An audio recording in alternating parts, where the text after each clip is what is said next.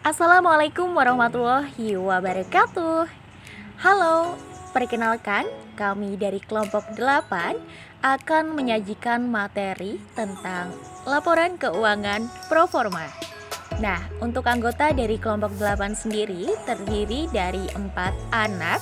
Yang pertama ada Azza Nurlaila, yang kedua ada Juarsih Arimurti, yang ketiga ada Iin Drianingsih, dan yang terakhir ada Rizka Dwi Cahyani. Oke, kita langsung lanjut aja ke pembahasan. Nah, sebelumnya apa itu laporan keuangan proforma? Jadi, laporan keuangan proforma merupakan laporan proyeksi keuangan secara formal untuk suatu periode tertentu dan dalam format yang konsisten. Proforma digunakan untuk menjadi dasar dalam membandingkan dan menganalisa informasi yang diperlukan oleh manajemen, investor, dan kreditur mengenai asal dari bisnis tersebut. Selanjutnya, ada kegunaan proforma bagi manajemen. Nah, yang pertama yaitu untuk mengetahui asumsi yang menyebabkan karakteristik keuangan dan operasional berpengaruh pada perusahaan yang berbeda. Yang kedua, membuat proyeksi penjualan dan budget atau biaya dan penghasilan yang berbeda dan merekapitulasi hasilnya dalam proyeksi untung dan rugi. Lalu yang ketiga, mengubah data tersebut menjadi proyeksi cash flow kemudian mengevaluasi dari neraca. Selanjutnya, menghitung analisa rasio dan membandingkan proyeksi yang satu dengan yang lainnya. Dan yang terakhir, memeriksa keputusan yang akan diambil baik mengenai marketing, produk, research, dan pengembangan, dan membuat penilaian bagaimana pengaruhnya terhadap profit dan juga likuiditas perusahaan yang akan dievaluasi pengaruhnya terhadap laporan keuangan. Penyusunan laporan keuangan proforma. Penyusunan laporan keuangan proforma memerlukan banyak asumsi seperti tingkat pertumbuhan penjualan, perilaku biaya dari sejumlah pos rekening, tingkat investasi pada modal kerja, aktiva tetap, dan lain-lain. Pengambil keputusan ingin melihat sensitivitas laporan keuangan proforma terhadap perubahan-perubahan asumsi dan pengaruh asumsi-asumsi terhadap laporan keuangan proforma. Menurut Sujana dan Barlian, pada laporan keuangan proforma terdiri dari dua susunan laporan keuangan, yaitu sebagai berikut. Yang pertama yaitu laporan laba rugi proforma. Dalam menyiapkan laporan laba rugi proforma, pertama-tama penjualan per bulan harus dihitung. Riset pemasaran, penjualan industri, dan sejumlah pengalaman percobaan dapat memberikan dasar untuk angka-angka ini. Teknik-teknik ramalan seperti survei tujuan pembeli, gabungan dari pendapat tim penjualan, pendapat ahli, atau rangkaian waktu dapat digunakan untuk memproyeksikan penjualan. Laporan laba rugi proforma memberikan sebuah perkiraan penjualan pada tahun pertama atau berdasarkan bulan, dan memproyeksikan beban operasi setiap bulan. Arus kas tidak sama dengan keuntungan. Arus kas mencerminkan perbedaan antara kas yang diterima secara aktual dan pengeluaran-pengeluaran kas. Laporan laba rugi proforma hanya akan mencerminkan biaya aktual dari barang-barang yang dijual sebagai biaya langsung. Jadi, dalam perusahaan-perusahaan di mana dibutuhkan persediaan tingkat tinggi atau di mana permintaan berfluktuasi secara signifikan karena musim, anggaran ini dapat menjadi sebuah alat yang sangat berharga untuk menilai kebutuhan kas. Yang kedua yaitu laporan neraca proforma. Perusahaan juga harus menyiapkan sebuah neraca yang diproyeksikan menggambarkan kondisi bisnis pada akhir tahun pertama. Neraca tersebut membutuhkan laporan-laporan pendapatan dan arus kas proforma untuk membantu menyediakan sejumlah angka secara tepat. Neraca proforma atau proforma balance sheet mencerminkan posisi bisnis pada akhir tahun pertama. Neraca ini merangkum aset, kewajiban, dan nilai bersih dari pengusaha. Setiap transaksi bisnis mempengaruhi neraca, tetapi karena masalah waktu dan biaya serta kebutuhan, merupakan suatu hal yang umum untuk menyiapkan neraca pada jangka waktu periodik. Jadi, neraca adalah sebuah gambaran bisnis pada momen tertentu dalam suatu waktu dan tidak meliputi suatu periode waktu. Yang selanjutnya yaitu rasio keuangan proforma.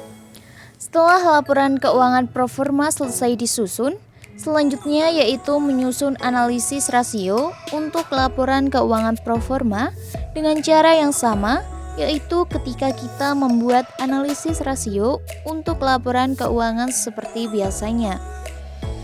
Langsung saja biar lebih jelas lagi, kita langsung melihat contoh analisis rasio untuk perusahaan dengan mendasarkan pada laporan keuangan proforma. Nah, bisa teman-teman lihat, ini adalah contoh dari laporan keuangan proforma. Di mana bisa teman-teman lihat juga bahwa dari semua akun di laporan keuangan proforma ini, pada bagian profitabilitas, likuiditas, dan solvabilitas semuanya mengalami penurunan dari tahun ke tahunnya. Nah, setelah kita melihat contoh dari laporan keuangan proforma, selanjutnya yaitu kita melihat hasil analisis rasio dari laporan keuangan proforma ini. Nah, dari contoh laporan keuangan proforma tadi dapat diartikan bahwa profitabilitas perusahaan diproyeksikan akan menurun sesuai dengan penurunan ROI atau Return on Asset dan juga penurunan ROE atau Return on Equity. Penurunan ini dikarenakan adanya perputaran aktiva yang terus menurun. Dan untuk penjualannya diproyeksikan akan tumbuh sebesar 7,4% setiap tahunnya, sedangkan aset juga diproyeksikan akan tumbuh sebesar 12,6% per tahunnya. Nah, jadi perbedaan asumsi pertumbuhan ini mengakibatkan turunnya perputaran aktiva. Penurunan perputaran aktiva ini juga diimbangi oleh kenaikan profit margin yang diproyeksikan akan tetap selama 3 tahun mendatang.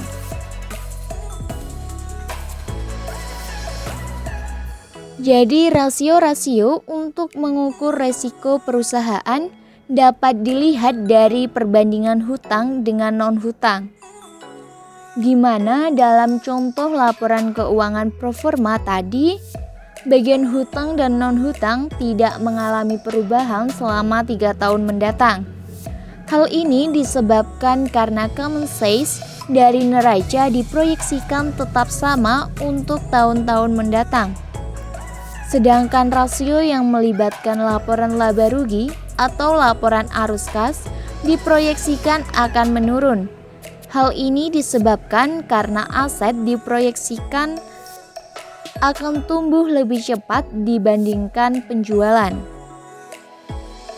Jadi, analisis rasio ini menunjukkan bahwa asumsi-asumsi yang dipakai untuk menyusun laporan keuangan proforma ini akan menentukan besarnya laporan keuangan proforma.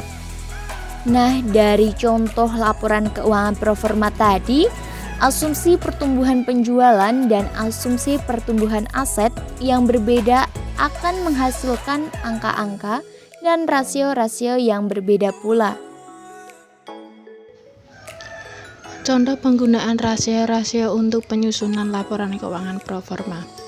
Rasio perusahaan tahun sebelumnya. Yang pertama diketahui financial leverage sama dengan 0,5, aset tes rasio sebesar 1,5, aset turnover sebesar 2, collections periode sebesar 36 hari, gross profit margin sebesar 40%, inventory turnover sebesar 8, model saham sebesar 40 juta, saldo laba ditahan sebesar 36 juta.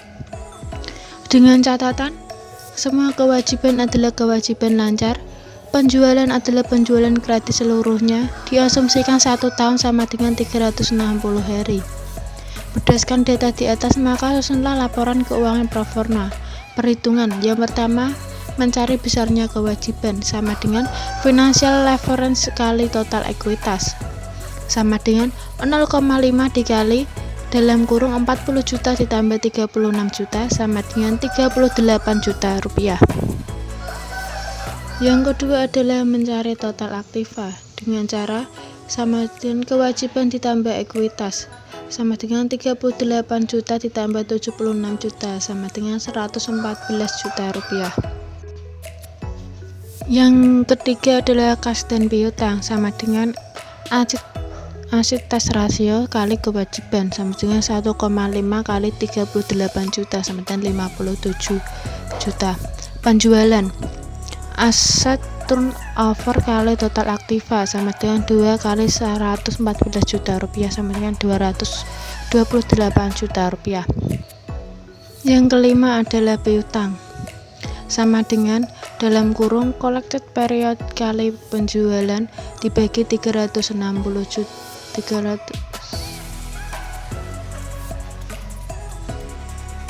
sama dengan 36 kali 228 juta dibagi 360 sama dengan 22.800.000 rupiah. Yang keenam adalah kas sama dengan kas piutang dikurangi piutang sama dengan 57 juta rupiah dikurangi 22.800.000 rupiah sama dengan 34.200.000 rupiah. Yang ketujuh adalah laba kotor sama dengan gross profit margin dikali penjualan sama dengan 40% dikali 228 juta sama dengan 91.200.000 rupiah. Yang kedelapan adalah harga pokok penjualan sama dengan penjualan dikurangi laba kotor sama dengan 228 juta dikurangi 91.200.000 sama dengan 136.800.000. Yang kesembilan adalah persediaan sama dengan harga pokok penjualan dibagi inventory turnover sama dengan 136.800.000 dibagi 8 sama dengan 17.100.000 rupiah. Yang ke-10 adalah total aktiva tetap. Total aktiva dikurangi dalam kurung kas ditambah piutang tambah persediaan sama dengan 114 juta dikurangi dalam kurung 34.200.000 rupiah ditambah 22.800.000 rupiah ditambah 17.100.000 rupiah sama dengan 39.900.000 rupiah. Berdasarkan hasil penjualan di atas, maka dapat disusun laporan keuangan proforma di bawah ini. Laporan neraca proforma. Terdapat 3 kolom, yaitu yang kolom pertama berisi aktiva, kolom kedua berisi kewajiban, dan kolom ketiga berisi ekuitas. Di dalam kolom aktiva terdapat kas, piutang, persediaan, aktiva tetap, dan total aktiva. Kas sebesar Rp34.200.000, piutang sebesar Rp22.800.000, persediaan sebesar Rp17.100.000, aktiva tetap sebesar Rp39.900.000 dengan total aktiva sama dengan 114 juta.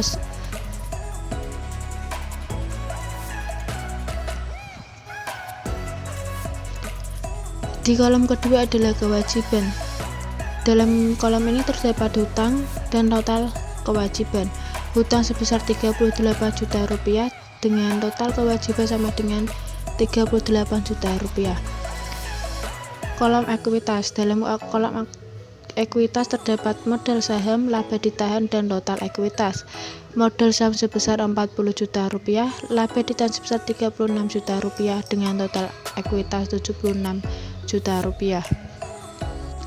Laporan keuangan yang kedua adalah laporan laba rugi proforma dengan penjualan sebesar Rp228 juta, harga pokok penjualan Rp136.800.000 dengan laba kotor Rp91.200.000. Itulah materi yang dapat kami sampaikan. Kurang lebihnya mohon maaf. Cukup sekian. Wabillahi taufik wal hidayah. Wassalamualaikum warahmatullahi wabarakatuh.